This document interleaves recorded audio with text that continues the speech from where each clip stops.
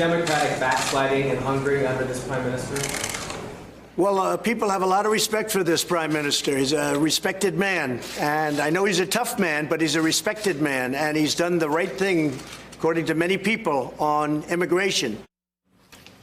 A respected man. So President Trump today responding to questions about his support for the far-right leader of Hungary, whose regime has cracked down on immigrants and dramatically reduced freedom of the press. This just the latest example of what some critics allege is Trump's embrace of global autocrats, praising their policies and their pageantry.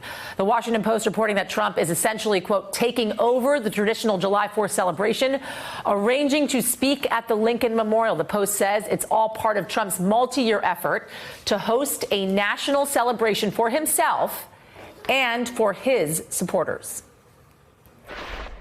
I do want to say that I was your guest at Bastille Day, and it was one of the greatest parades I've ever seen. To a large extent, because of what I witnessed, we may do something like that on July 4th in Washington, down Pennsylvania. I don't know. We're going to have to try and top it. But we had a lot of planes going over. We had a lot of military might. And it was really a beautiful thing to see.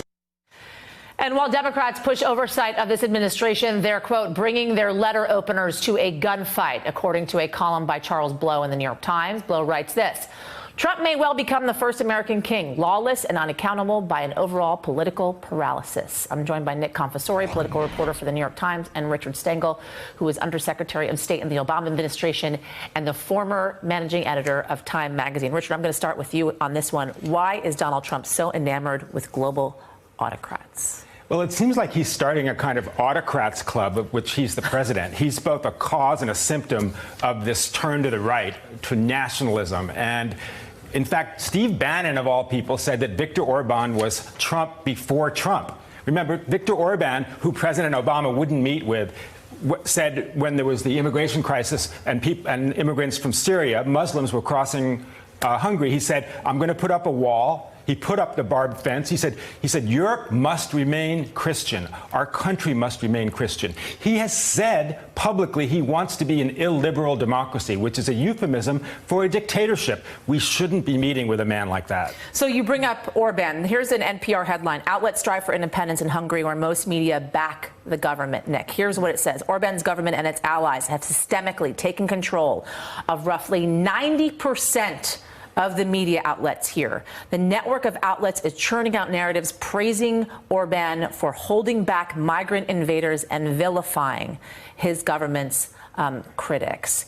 Does Trump really want the United States to look like Hungary? Apparently. I mean, it sounds like Fox News to me. It's essentially the president has a lot in common with Orban in terms of what he wants or expects or relishes most in politics. He wants strength, authority, respect, and no naysayers. And Orban has done in Hungary what can't quite be done here in the U.S. But there is a connective tissue on policy here, obviously, and as Rick said, it has to do with immigration and hardline policies and hatred of the press.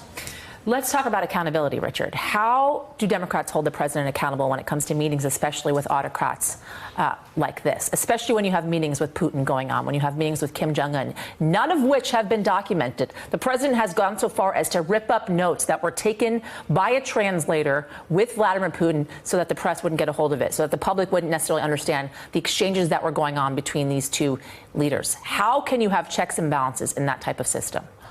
It's hard. It's a very good question. I mean, the Senate Foreign Relations Committee sent a note to the president before he met with Viktor Orban saying you must ask him about the decline of democracy in Hungary and express alarm about that. Obviously, Trump either didn't get the memo or he certainly doesn't believe it. I mean, but I wonder, I mean, these notes, the Federal Records Act mandates the keeping of notes in these kinds of meetings. They could be subpoenaed. They could be requested by these committees. And that so why is the president just able to have these meetings without notes being taken?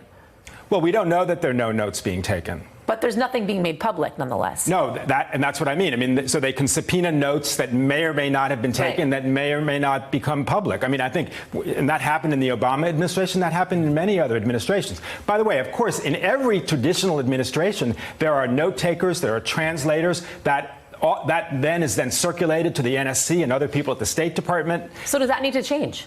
Well, the president has systematically dismantled the State Department bureaucracy, the apparatus of statecraft. What has filled the void is the White House and a network of private lobbyists with ties to Trump who work on behalf of foreign governments like Viktor Orban and parties in Albania and elsewhere. And they are hired to fill the vacuum and lobby for things.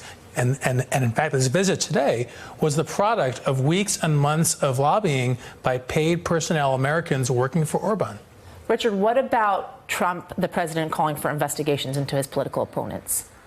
Well, that's just that's authoritarian textbook 101. I mean, that's the kind of thing Viktor Orban does. That's the kind of thing that, Stalin did. I mean, that is the most abject manipulation of our system that there actually is, for a president of the United States to call for a Justice Department to investigate his opponents. So we have persistently asked for checks and balances from the Democrats. Mm-hmm. What about the checks and balances that need to come from the president's own party, Nick, from the Republicans? Well, it's Would that not be a stronger message to be sent when you have a checks and balances coming from your own party versus the opposing party? It certainly would be, but we've seen on issues like trade, for example, that the party is unwilling to challenge the president, even on their own cherished first principles. He's starting a trade war with China and slapping tariffs. This is a party that is fundamentally a free trade party, and there is barely a whisper of dissent in the Senate on these issues. It is President Trump's party now. And didn't you have a guest on earlier saying that he had talked to every Republican that he had talked to in the Senate? Not a single one objected to the use of Trump's use of the term that a coup had been organized against him. The fact that the Republican Party, there's not a single Republican to say that's extreme. Look, it may not be great what happened, but it's not a coup d'etat. That doesn't happen in the United States. So not to circle back to the conversation that I've been having the rest of the show, but it goes back to the economy.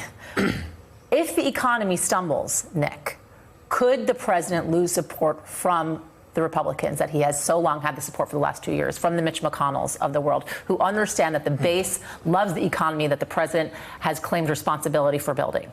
I'm not sure, actually. Look, in 2018, the economy was very good, and the president's party was routed and destroyed. I think we're entering an era now where the economy is not a good indicator of partisan politics. Partisans will disregard good economic results from the opposition when it suits them, and people aren't voting that way anymore. What they're tied to is the narrative being spun about the opposition, and the president is a very good spinner of narrative. Hey, I'm Ari Melber from MSNBC. You can see more of our videos right here, or better yet, subscribe to our YouTube channel below. You could have been anywhere in the world, but you're here with us, and we appreciate that.